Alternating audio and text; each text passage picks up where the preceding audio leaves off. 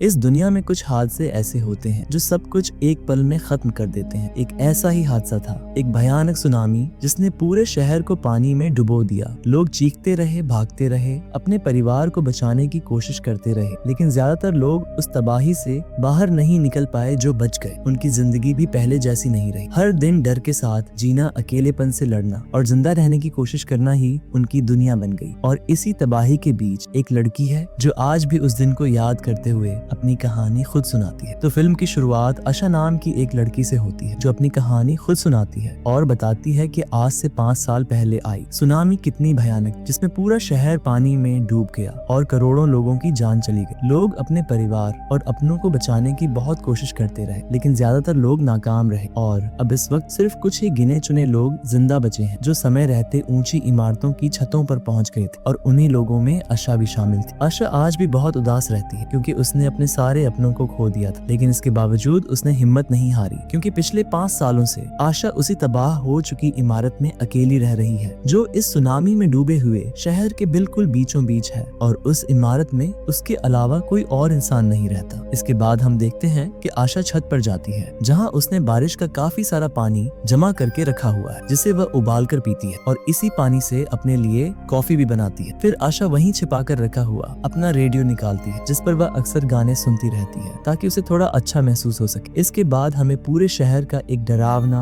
और उजड़ा हुआ नजारा दिखाया जाता है जहाँ अब सारी इमारतें बंजर हो चुकी हैं। और इन हालातों में आशा के लिए सबसे बड़ी परेशानी पीने का पानी है क्योंकि अगर बारिश न हो तो पानी जुटाना उसके लिए बहुत बड़ा खतरा बन सकता है। इसी वजह से आशा छत पर पड़े सामान पर जमा बारिश के पानी को कपड़े से साफ करती है, फिर उस कपड़े को निचोड़ कर पानी अपने बर्तनों में भर लेती है और इस तरह बहुत मेहनत के बाद अपने पीने के लिए पानी इकट्ठा करती है। लेकिन वह इस पानी को भी छिपा कर रखती है क्योंकि अब इन हालातों में बहुत से लोग लुटेरे बन चुके हैं जो दूसरों का सामान लूट लेते हैं। आशा यह भी नोट करती रहती है कि उसके पास अभी कितनी बोतलें बची हुई हैं और यह सब वह अपनी डायरी में लिखती है। इसके बाद वह दूरबीन से आसपास देखने लगती है। तभी अचानक एक इमारत बीच से टूटकर पानी में गिर जाती जो लगातार बढ़ते पानी की वजह से हो रहा और देखते ही देखते पूरा शहर पूरी तरह पानी में डूब चुका होता है। जब आशा नीचे देखती है तो उसे पानी में तैरता हुआ एक बॉक्स दिखाई देता है जिसे देखकर उसे लगता है कि इसके अंदर जरूर कोई जरूरी सामान होगा। इसके बाद आशा नीचे वाले फ्लोर पर जाती है जहाँ चारों तरफ पानी भरा हुआ है और वहीं से वह उस बॉक्स पर एक पिन मारकर उसे अपनी तरफ खींचने लगती है। लेकिन पानी में मौजूद मछलियों में से एक उस बॉक्स को पकड़ लेती है जिसकी वजह से आशा उसे खींच नहीं पाती और अचानक उसे जोर का झटका लगता है जिससे टूटी हुई खिड़की के कारण उसे चोट भी लग जाती। इसके बावजूद आशा हिम्मत नहीं हारती और पूरी ताकत लगाकर बॉक्स को खींचती रहती है और आखिरकार वह बॉक्स उसके हाथ आ ही जाता है। लेकिन जब आशा उसे खोलकर देखती है तो उसके अंदर शराब की एक बोतल के अलावा कुछ भी नहीं होता। वह उस बोतल को लेकर ऊपर आ जाती है और उसी से अपने जख्मों को साफ करने लगती है। तभी उसे कुछ आवाजें सुनाई देती हैं और वह तुरंत दूरबीन से देखने लगती है जहां उसे पता चलता है कि कुछ लुटेरे खाने की तलाश में उसी की इमारत की तरफ आ रहे हैं। यह देखकर आशा जल्दी से अपना सारा सामान कचरे के नीचे छिपा देती है और खुद भी एक कमरे में जाकर छिप जाती है जिसे उसने अपने लिए एक सुरक्षित जगह बना रखा है। थोड़ी देर बाद वे लुटेरे इमारत में घुसकर हर कमरे की तलाशी लेने लगते हैं, लेकिन उन्हें वहाँ कुछ खास नहीं मिलता। उन्हीं लुटेरों में एक बच्चा भी होता है जो इधर उधर गोलियां चलाने लगता है जिससे आशा और भी ज्यादा डर जाती। लेकिन खुद को संभालने के लिए वह अपनी पुरानी यादों में चली जाती जहाँ वह अपनी छोटी बहन को देखती है और दोनों साथ साथ खुश होती है। कुछ समय बाद जब वे लुटेरे वहाँ से चले जाते हैं तो आशा बाहर निकल आती है और बहुत ज्यादा थक जाने की वजह से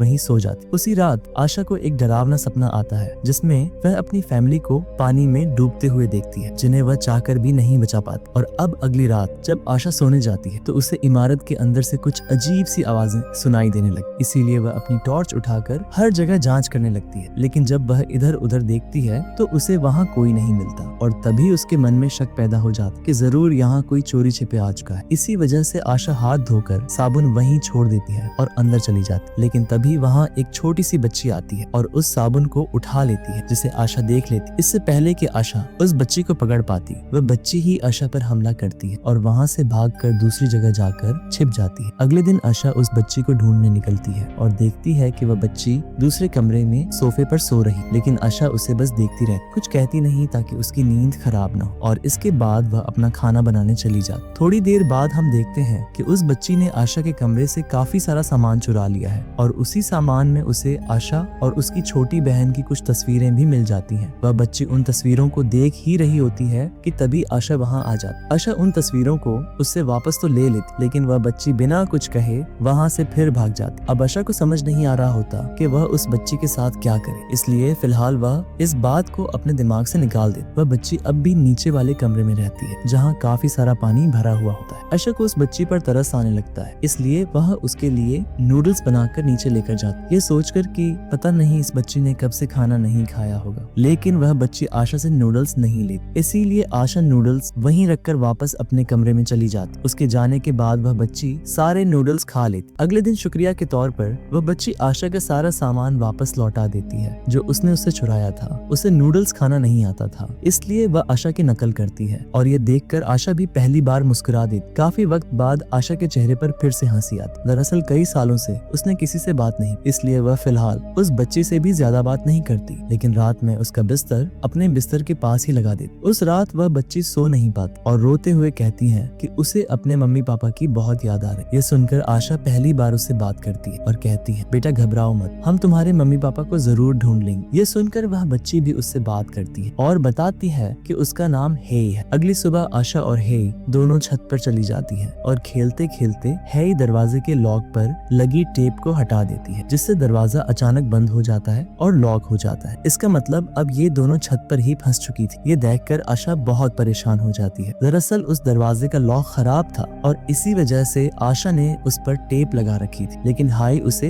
हटा देती है। तभी हाई एक तार उठाती है और दरवाजे को खोल देती है। ये देखकर आशा हैरान भी होती है और खुश भी, लेकिन साथ ही वह हाई को समझाती है कि यहाँ की हर चीज मैंने अपने तरीके से सेट कर रखी है, इसलिए किसी भी चीज को छूने से पहले मुझसे पूछ लिया करना और यहाँ शोर बिल्कुल मत मचाना वरना लुटेरे आ जाएंगे। इसके बाद हाई आशा से कहती है कि हमें यहाँ से निकल जाना चाहिए। आखिर हम कब तक यहाँ रहेंगे, क्योंकि यहाँ रहना किसी भी खतरे से खाली नहीं। लेकिन आशा साफ साफ मना कर देती है। कुछ देर बाद आशा को एहसास होता है कि उसका खानदानी नेकलेस जो वह हमेशा गले में पहनती थी अब गायब है। ये देखकर आशा बहुत परेशान हो जाती और उसे लगता है कि शायद हेई ने ही उसे चुरा लिया। जब वह इस बारे में हेई से पूछती है तो हेई को बहुत बुरा लगता है कि आशा उसे चोर समझ रही है। वह नाराज हो जाती और अपना सारा सामान लेकर बिना कुछ कहे दूसरे कमरे में चली जाती। अगली सुबह आशा देखती है कि हेई पीने वाले पानी से कपड़े धो रही है और इसके अलावा भी कई जरूरी चीजें बर्बाद कर चुकी है। लेकिन क्योंकि हाई उससे नाराज होती है इसलिए आशा उसे कुछ नहीं कहती। लेकिन उसी रात जब आशा सो रही होती है तो उसे फिर से एक डरावना सपना आता है, जिसमें वह देखती है कि सुनामी के वक्त किस तरह पानी बहुत तेजी से उसके घर के अंदर घुस रहा था और वह डरी हुई इधर उधर भाग रही थी। यह सपना इतना भयानक होता है कि आशा घबरा जाती है और चीखने लगती है। तभी हेई उसे जगा देती है और उसे हौसला देती, जिससे आशा थोड़ा संभल जाती और एक बार फिर दोनों आपस में बात करने लगती हैं। इसके बाद आशा हेई को समझाती है कि यहाँ पर कैसे रहना है। वह बताती है कि पानी का इस्तेमाल बहुत सोच समझकर करना होगा, पीने के लिए अलग और कपड़े धोने के लिए अलग, साथ ही बिजली से दूर रहना है और रेडियो हमेशा धीमी आवाज में ही चलाना है, क्योंकि अगर आवाज ज्यादा हुई तो लुटेरे यहाँ तक पहुँच सकते हैं। इसी दौरान हेई आशा से उस कमरे के बारे में पूछती है जो काफी समय से बंद पड़ा था। आशा उसे बताती है कि उस कमरे से बहुत गंदी बदबू आती है और उसे कभी भी खोलने की कोशिश मत करना। लेकिन वह बदबू क्यों आती है ये बात आशा उसे नहीं बताती। अगली सुबह हेई रेडियो पर खबरें सुन रही होती है जिसमें बताया जा रहा था कि जो लोग अब भी जिंदा बचे हैं उनके लिए सरकार मदद भेज रही है और उन्हें दूसरे शहरों में सुरक्षित जगहों पर पहुंचाया जा रहा है जहां खाने पीने और जरूरत का सारा सामान मौजूद है और लोग वहां आराम से नई जिंदगी शुरू कर सकते हैं। है ये खबर सुनते ही भागकर आशा के पास जाती है और कहती है कि हमें भी सरकार द्वारा बताई गई उस जगह पर चलना चाहिए। लेकिन आशा साफ इनकार कर देती है। यह सुनकर हाई को बुरा लगता है और वह कहती है कि तुम डरपोक हो, तुम हालात का सामना करना नहीं चाहती और तुम कैसे सोच सकती हो कि हम हमेशा यहीं रह सकते हैं। लेकिन जब आशा फिर भी मना कर देती है तो हाई अकेले ही वहां से जाने का फैसला कर लेती है और प्लास्टिक की बोतलों को जोड़कर अपने लिए एक नाव बनाना शुरू कर देती। आशा उसे समझाने की कोशिश करती है कि यहाँ से बाहर निकलना बहुत खतरनाक है क्योंकि पानी में खूंखार शार्क और दूसरे समुद्री जानवर मौजूद हैं और वह जगह भी बहुत दूर है जहाँ तुम जाना चाहती हो। रास्ते में हमारा खाना पीना खत्म हो सकता है और पानी में रास्ता भटकने का भी खतरा है। लेकिन हेई उसे फ्लेयर गन दिखाते हुए कहती है कि हमारे पास ये है, इससे मैं अपनी रक्षा कर सकती हूँ। फ्लेयर गन देखकर आशा घबरा जाती है और तुरंत वह गन उससे छीन लेती है और सख्ती से कहती है कि गलती से भी इसे मत चलाना वरना लुटेरे इसे देखकर यहाँ आ सकते हैं, क्योंकि कि आशा ने हाई के साथ काफी सख्त बर्ताव किया होता है, इसलिए थोड़ी देर बाद वह उससे माफी मांगती है और प्यार से समझाने लगती है कि उसने इससे पहले कई बार यहाँ से निकलने की कोशिश की लेकिन हर बार नाकाम रही। ये सब बताते बताते आशा को अपनी पुरानी बातें याद आने लगती हैं, जब उसने यह फैसला किया था कि वह अपना घर छोड़ देगी, क्योंकि उसके माता पिता घर में लाई गई हर चीज पहले उसकी छोटी बहन को देते थे, जिससे आशा को बहुत गुस्सा आता था और वह अपनी बहन से जलने लगी थी। यही वजह थी कि उसका स्वभाव धीरे धीरे अपने माता पिता के प्रति भी बिगड़ता चला गया और छोटी बहन को ज्यादा अहमियत दिए जाने के कारण उसका उनसे अक्सर झगड़ा होता रहता था। इसी वजह से एक दिन वह घर छोड़कर निकल गई थी, हालांकि उस वक्त उसकी बहन ने उसे रोकने की कोशिश की थी। अब वर्तमान में आशा देखती है कि उसका वही खानदानी नेकलेस टूटा हुआ नीचे पड़ा है, जिससे उसे समझ आ जाता है कि इसमें हीये की कोई गलती नहीं थी और उसने वह नेकलेस नहीं चुराया था। यह एहसास होते ही आशा को बहुत शर्मिंदगी होती है और वह हाई से माफी मांग लेती है। अगले दिन जोरदार बारिश होती है, जिससे दोनों पीने के लिए काफी सारा पानी इकट्ठा कर लेती हैं। लेकिन अब आशा को भी यह महसूस होने लगता है कि यह जगह ज्यादा दिनों तक सुरक्षित नहीं रहने वाली है, इसलिए बेहतर यही होगा कि वे यहाँ से निकलकर सरकार द्वारा बताई गई सुरक्षित जगह पर जाए। इसी वजह से वह हैये की बात मान लेती है और नाव बनाने में उसकी मदद करने लगती है। और अगले सीन में हमें यह भी दिखाया जाता है कि जब आशा ने घर छोड़ा था तो उस वक्त उसकी बहन भी उसके साथ, जिस वजह से हर तरफ अफरा तफरी मच जाती। लोग डर कर घबरा कर इधर उधर भागने लगते हैं और आशा को इस बात का बहुत दुख होता है कि वह अपनी बहन को नहीं बचा पाई। यही बात उसे प्रेजेंट टाइम में भी अंदर से तोड़ती रहती है, लेकिन अब उसे इस बात की तसल्ली होती है कि उसे एक दूसरी बहन मिल चुकी है। इसी वजह से अगली सुबह वह हाई को अपना वही खानदानी नेकलेस गिफ्ट के तौर पर दे देती है। कुछ दिनों बाद उनकी छोटी सी नाव पूरी तरह तैयार हो जाती है और अब दोनों यहाँ से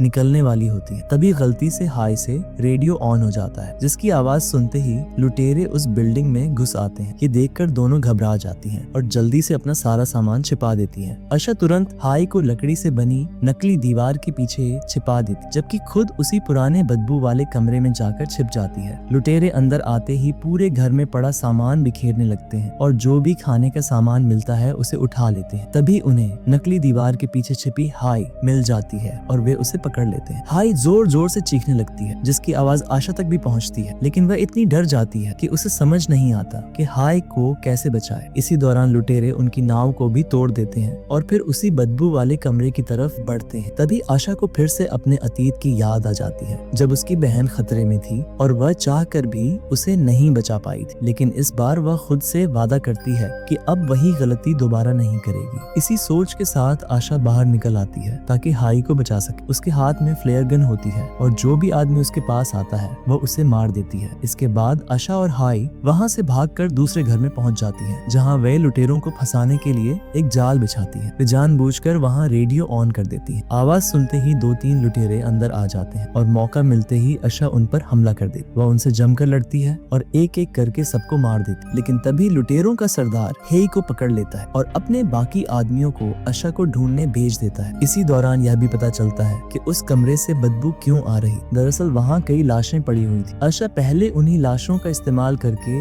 लुटेरों को डराती है और फिर खुद सामने आकर उन्हें मार देती है और उनका चाकू भी छीन लेती है। इसके बाद वह बचे हुए साथियों को भी खत्म कर देती है और आखिर में उस लुटेरों के हेड के पास पहुंचती है, जो एक शिप पर होता है, जहां आशा और उसके बीच जबरदस्त लड़ाई होती है। इस दौरान गलती से तीनों ही पानी में गिर जाते, लेकिन इससे पहले कि शार्क वहां पहुंचती, आशा हाई को लेकर किसी सुरक्षित जगह पर छिपा देती। अब पानी में सिर्फ लुटेरा रह जाता है और तभी एक शार्क आकर उसका काम खत्म कर देती है। इसके बाद आशा और हेई वापस उसी शिप पर चढ़ जाती। ये शिप काफी अच्छी हालत में होती है, जहाँ खाने पीने और जरूरत का हर सामान मौजूद होता है। और उस रात आशा पहली बार बिना किसी डरावने सपने के चैन की नींद सो पाती। अगली सुबह जब दोनों उठती हैं तो उनके चेहरों पर मुस्कान होती, क्योंकि अब उनकी मंजिल सामने होती है। और उम्मीद भरी नजरों से आगे देखते हुए इसी सीन के साथ इस फिल्म की हैप्पी एंडिंग हो जाती है। दोस्तों, अगर वीडियो पसंद आई हो तो लाइक और कमेंट जरूर करें। मूवी एक्सप्लेनेशन गैलेक्सी को सब्सक्राइब करें और अगली कहानी के लिए जुड़े रहें। तो अभी के लिए चलते हैं, फिर मिलते हैं अगली शानदार वीडियो में।